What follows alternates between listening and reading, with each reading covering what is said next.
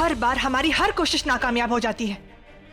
दिन निकल जाते हैं और हम वही के वही है माँ। कोई ना कोई कांटा रास्ते में आ ही जाता है। वो कांटा कोई और नहीं है माँ, वो जोधा है। कभी मंदिर में पूजा करती है तो कभी उस मूर्ति की आरती उतारती है। हमारी हर मुसीबत की जड़ वही है माँ। ठीक बोले चुलापनी, ठीक बोले जो। इसलिए इस बार कुछ अलग सोचना होगा। की माँ?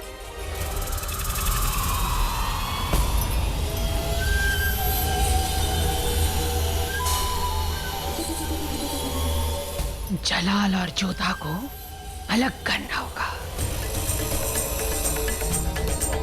है लाबोनी? अगले तंत्र के लिए शहंशाह को महल से बाहर लेकर जाना होगा। पर वो कैसे माँ? वो मैं बताऊंगी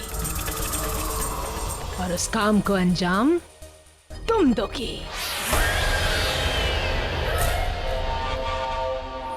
सलीम बता रहे थे कि आज दरबार में आपको बहुत कमजोरी आ गई थी। चलिए कम से कम उस बहाने आपकी सोबत तो मिली हमें। शहंशाह, हम हमेशा आपके साथ हैं। इसके लिए आपको बीमार पड़ने की आवश्यकता नहीं है। हम बीमार नहीं है, बस थोड़ी सी कमजोरी है और कुछ नहीं। अच्छा ठीक है, अब आप बिल्कुल बात नहीं करेंगे? मुंह बंद कीजिए और सो जाइए। मगर हमने आपसे कहा ना, अब आप कुछ नहीं बोलेंगे। चलिए सो जाइए।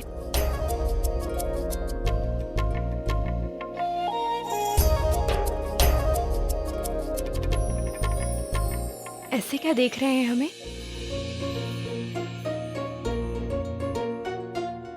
क्या हमें समझ नहीं आया? ये आप इशारों में क्या कह रहे हैं शहंशाह? मुंह से कहिए ना, हमें समझ नहीं आ रहा है। आप भी कमाल करते हैं जोधा बेगम। जब हम बात करते हैं तो हमें डांटते हैं कि हम चुप हो जाएं। जब हम इशारों में बात करने की कोशिश करते हैं तो आप चाहते हैं हम बोले। हम आपसे बात नहीं कर रहे, चाहे हम नहीं बताएंगे आपको। अच्छा बताइए ना, आप क्या कहना चाह रहे थे और क्या देख रहे थे? हम देख रहे थे कि आप कितनी खूबसूरत हैं, और हम जो आपसे कहना चाहते थे वो ये था कि जब यहाँ कोई है नहीं तो फिर आप खामखा शर्मा क्यों रही हैं? बस आपको तो कोई ना कोई बहाना चाहिए बात करने का। अब आप ना तो हमसे कोई बात करेंगे और ना ही कोई इशारा करेंगे। आँख बंद कीजिए और सो जाइए, वरना हम चले जाएंगे यहाँ से। अरे वो खतरा हम कैसे मोल ले सकते हैं? चलिए ठीक है, हम चुपचाप सो जाते हैं। अब बस यहीं रहिए हमारे पास। सो जाइए।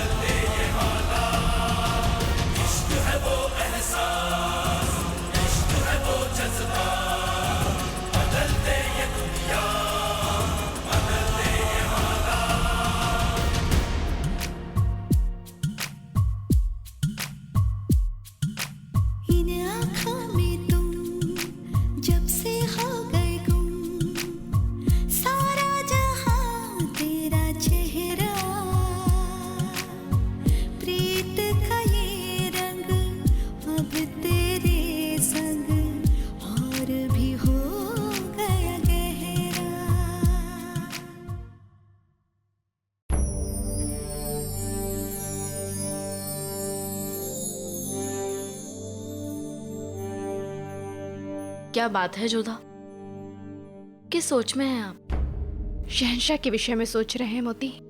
मतलब ये कि कई दिनों से हम देख रहे हैं कि शहंशाह हमसे बहुत ही अशब्द बोलने लग गए हैं। उनका बर्ताव, उनकी भाषा दोनों ही बहुत विचित्र होती जा रही हैं। शहंशाह राणा प्रताप से युद्ध को लेकर काफी चिंतित हैं। अधिक काम भी कर रहे हैं और थकान उतारने के कारण मदिरा पान भी कर रहे हैं। हो सकता है नशे में उनसे ऐसी बात मुंह से निकल गई हो। खैर, शायद तुम ठीक ही कह रही हो। आप बिल्कुल चिंता मत कीजिए, थोड़े दिनों में सब कुछ ठीक हो जाएगा। खैरात कर दो। ये आवाज कैसे आ रही है मोती? हम देख कर आते हैं। हम भी चलते हैं तुम्हारे साथ। खुदा के नाम पे कुछ खैरात कर दो। बहुत ठंड लग रही है, भूख भी लगी है। अंदर नहीं जाने दे सकते, ये महल है, सराय नहीं। जाओ।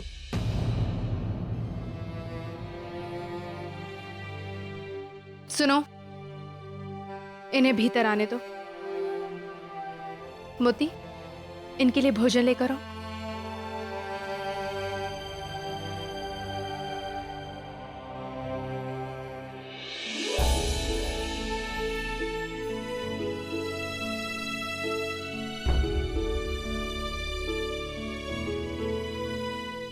अब आपकी सर्दी मिट जाएगी बूढ़ी माँ, और हमने आपके लिए भोजन मंगवा दिया है। आप यहीं रुकिए, भोजन करके जाइए।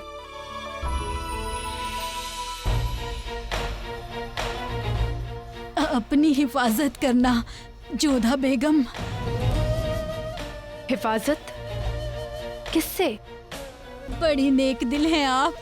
आधी रात को ठिठुरती ठंडी में भूखी बेवा को इतनी मदद की है आपने। लेकिन नेकी करने वालों को बदी करने वालों से होशियार रहना चाहिए।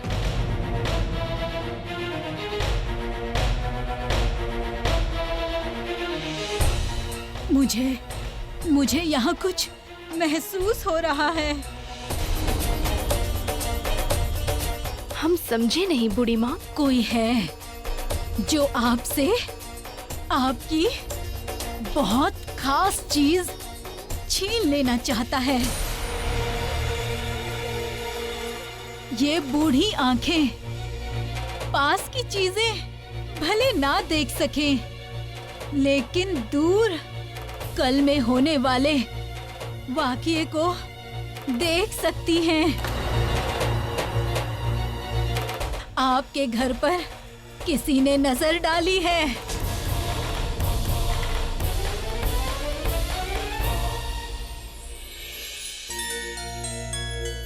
शाही महल पर तो हमेशा किसी न किसी की नजर लगी ही रहती है। ये वो नजर नहीं है, ये काली नजर है।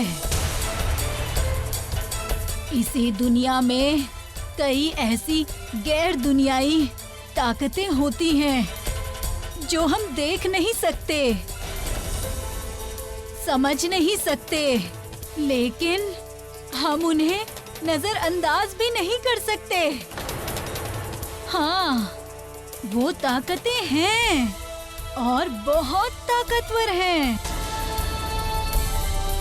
जोधा बेगम, इन ताकतों से अपने घर परिवार को बचा लीजिए।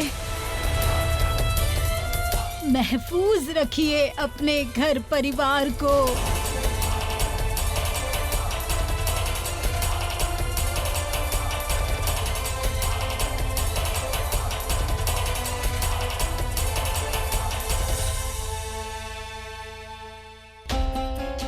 खुदा तुम्हें सलामत रखे, आपको हर बुरी नजर से बचाए रखे।